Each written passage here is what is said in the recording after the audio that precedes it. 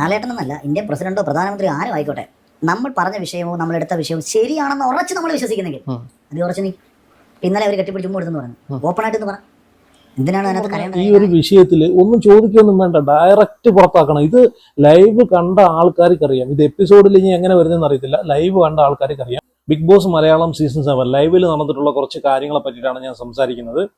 സത്യം പറഞ്ഞു കഴിഞ്ഞാൽ ഈ സീസണിൽ വേണ്ടാത്ത വേസ്റ്റ് ആയിട്ടുള്ള കുറച്ച് കണ്ടസ്റ്റൻസ് ഉണ്ട് കേട്ടോ. ഇവരെയൊക്കെ എന്തിനാണ് ഈ ബിഗ് ബോസ് ടീം സെലക്ട് ചെയ്തതെന്ന് എനിക്കറിയത്തില്ല കേട്ടോ.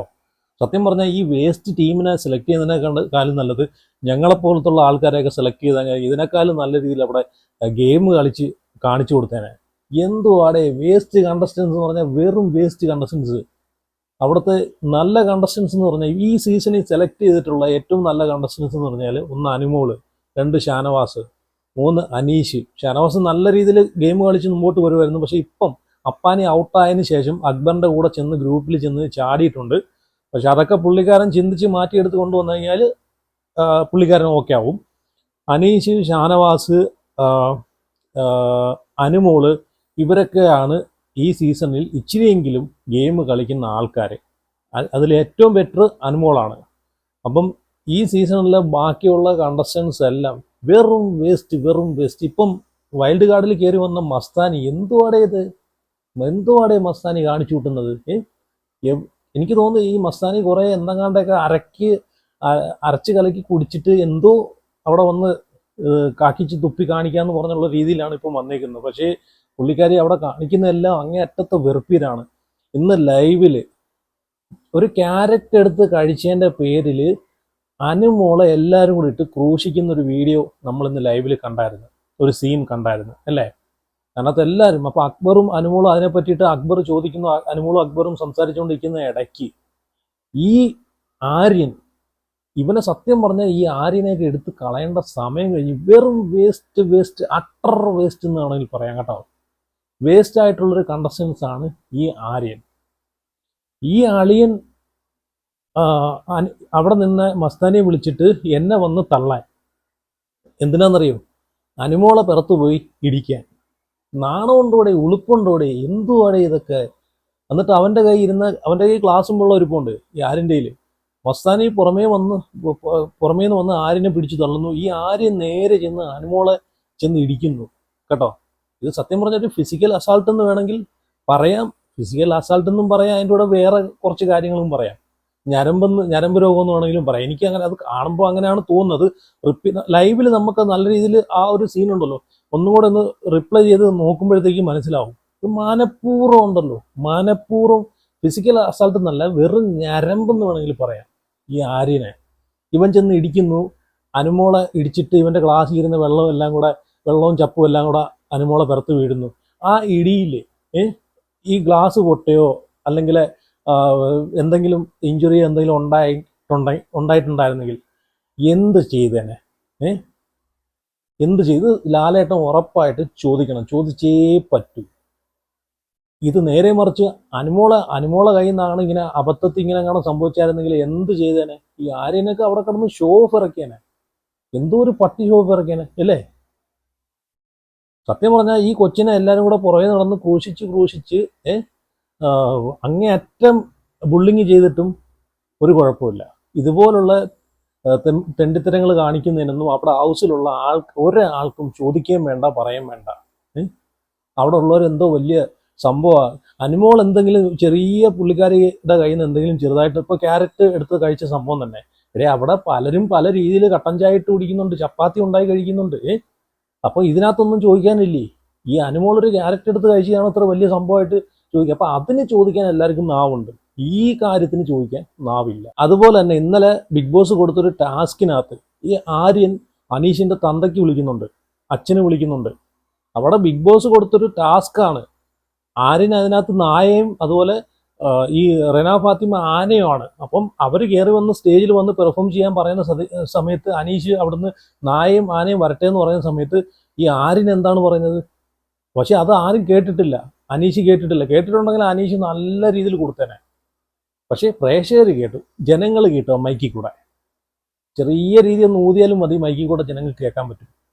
അപ്പോൾ ഇവ എന്താണ് പറഞ്ഞത്? നായയെ പോയി നിന്റെ അച്ഛന് വിളിക്കാൻ. ഇവൻ പറഞ്ഞതാണ് വീട്ടുകാരെ വിളിക്കാൻ.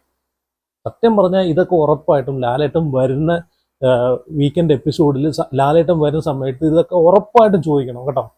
ചോദിച്ചേ പറ്റൂ.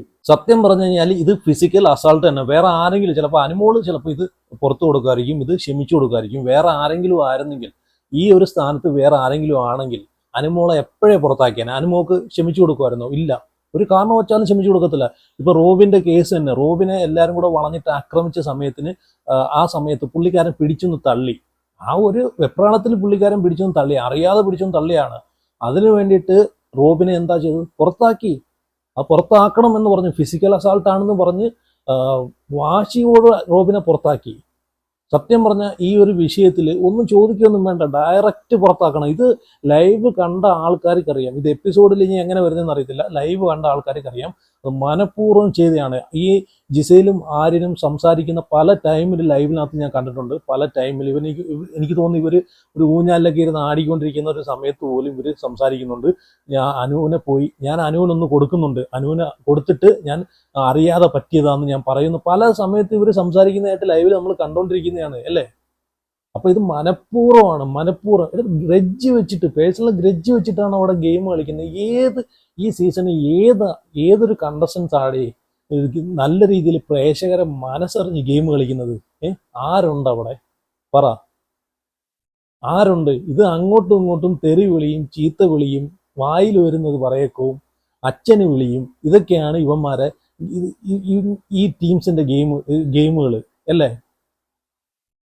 ഇത് മനഃപൂർവ്വം. ഈ മസ്താനിയൊക്കെ എന്തൊരു ചീപ്പ് ഗെയിമാടെ കളിക്കുന്നത്, വെറും ചീപ്പ് ഗെയിം. മസ്താനിയൊക്കെ പറഞ്ഞു വേണ്ട സമയം കഴിഞ്ഞു കേട്ടോ. മനഃപൂർവ്വമാണ്. ഒന്നുമില്ലെങ്കിലും മസ്താനി ഒരു സ്ത്രീയല്ലേ. ഇവർക്ക് എങ്ങനെ സാധിച്ചു അതിന് അല്ലേ? എന്നെ ഒന്ന് പിടിച്ച് തവണ ഞാൻ പോയി ഇടിക്ക് വന്നിട്ട് അറിയാതെ പറയുമെന്ന് പറഞ്ഞിട്ട് പോയി ഇടിക്കുന്നു. ആ ഗ്ലാസ്സിലെ വെള്ളം മൊത്തം അനുവിൻ്റെ പുറത്ത് വീഴുന്നു. സത്യം പറഞ്ഞ കേട്ടോ, നല്ലൊരു ഫിസിക്കൽ അസാൾട്ട് തന്നെയാണ്. ഇതിന് ചോദ്യമൊന്നും വേണ്ടടേ, വാണിംഗ് ഒന്നും കൊടുക്കണ്ട. ഈ ഒരു ടീമിനെയൊക്കെ പുറത്തെടുത്ത് കളയുക, അതാണ് വേണ്ടുന്നത്. എന്നാലും ലാലേട്ടൻ വരുന്ന സമയത്ത് നമുക്ക് നോക്കാം ഇതിനെങ്ങനെ പ്രതികരിക്കും എന്ന് നമുക്ക് നോക്കാം. പിന്നെ ഇന്നത്തെ ലൈവിൽ ഈ പ്രവീൺ ചുമ്മാ അനുമോളെ ചൊറിഞ്ഞിട്ട് ഇന്ന് വഴക്കുണ്ടാക്കുന്നുണ്ട്. എന്തിനാന്ന് വെച്ചാൽ എനിക്കറിയത്തില്ല. ലൈവ് കണ്ടിട്ട് ഈ പ്രവീൺ ചുമ്മാ ഇത് എന്തിനാണ് അവൻ വഴക്കുണ്ടാക്കുന്നതെന്ന് വെച്ചാൽ എനിക്കറിയത്തില്ല. സത്യം പറയാൻ എനിക്കറിയത്തില്ല. 2-3 ദിവസം കൊണ്ട് അനുമോടെ പുറമേ നടന്നിട്ട് ഒരു ലവ് കോംബോ പിടിക്കാനും ഒരു ഫ്രണ്ട്ഷിപ്പ് കോംബോ പിടിക്കാനും ഞാൻ കഴിഞ്ഞ വീഡിയോയിൽ ഞാൻ പറഞ്ഞിട്ടുണ്ടായിരുന്നു.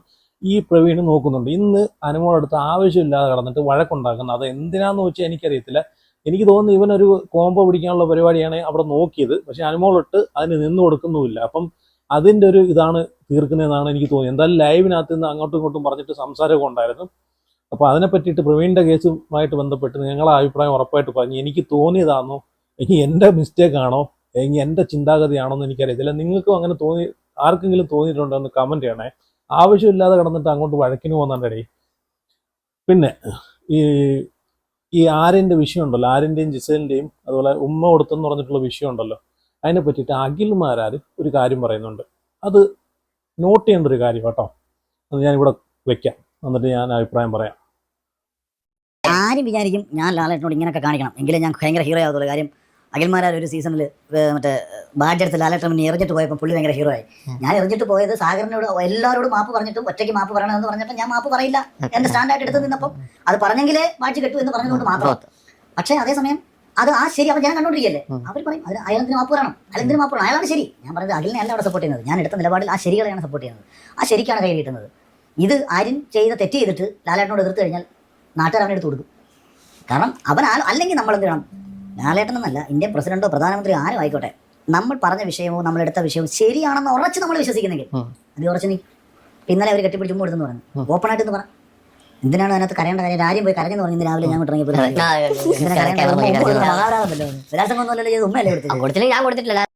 കേട്ടല്ലോ, പുള്ളി പറഞ്ഞ കേട്ടല്ലോ. ചെയ്തിട്ടുണ്ടെങ്കിൽ അത് ചെയ്തെന്ന് പറ. അതിനിപ്പോ പേടിക്കേണ്ട കാര്യം എന്താണ്?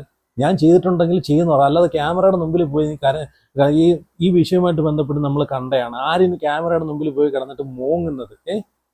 ചെയ്തിട്ടുണ്ടെങ്കിൽ ചെയ്തെന്ന് പറ. അതിലിപ്പോ എന്താണ് തെറ്റ്? ചെയ്തെന്ന് പറയുന്നതിൽ എന്താണ് കുഴപ്പം? അതാണ് അന്തസ്, അതാവണം അന്തസ്. ഇവിടെ ഇപ്പൊ അനുമോള് പറഞ്ഞല്ലോ, നമ്മളൊരു കാര്യം കണ്ടു എന്ന് പറയും, നമ്മളെ നിലപാടിൽ നമ്മൾ ശരിയുണ്ടെങ്കിൽ അതിൽ ഉറച്ചു നിൽക്കുക, അതാണ് വേണ്ടുന്നത്. അതാണ് ഈ അഖിലും പറഞ്ഞത്. അഖിൽമാരാരും അതാണ് പറഞ്ഞത്. നമ്മൾ എടുക്കുന്ന തീരുമാനം അത് ശരിയാണെങ്കിൽ ആ നിലപാടിൽ ഉറച്ചു നിൽക്കുക. അതാണ് അനു ഇവിടെ ചെയ്തിട്ടുള്ളത്. മനസ്സിലായോ? എടുത്ത തീരുമാനത്തിൽ, കണ്ടെന്ന് പറയുന്ന കാര്യത്തിൽ സത്യസന്ധമായിട്ട് കണ്ടുകൊണ്ട് മാത്രമാണ് ആ നിലപാടിൽ ഉറച്ചു നിന്നത്. അല്ലാതെ ലാലേട്ടൻ എന്ന് പറഞ്ഞൊരു വ്യക്തിയെ അവിടെ ഡിസ്റെസ്പെക്ട് ചെയ്യുകയോ അല്ലെങ്കിൽ എതിർത്ത് സംസാരിക്കുകയോ ഒന്നുമല്ല ചെയ്തത്. നിലപാടെന്ന് പറഞ്ഞൊരു സാധനമുണ്ട്, ആ സാധനത്തിൽ ഉറച്ചു നിന്നു. അതാണ് ക്വാളിറ്റി. അതാണ് ഈ അഖിൽമാരാർ പറഞ്ഞത്. അപ്പോൾ എന്തായാലും നിങ്ങളുടെ അഭിപ്രായങ്ങളൊക്കെ കമൻറ്റ് ചെയ്യുക. അപ്പം വീഡിയോ ലൈക്ക് ചെയ്യുക, ഷെയർ ചെയ്യുക. See U.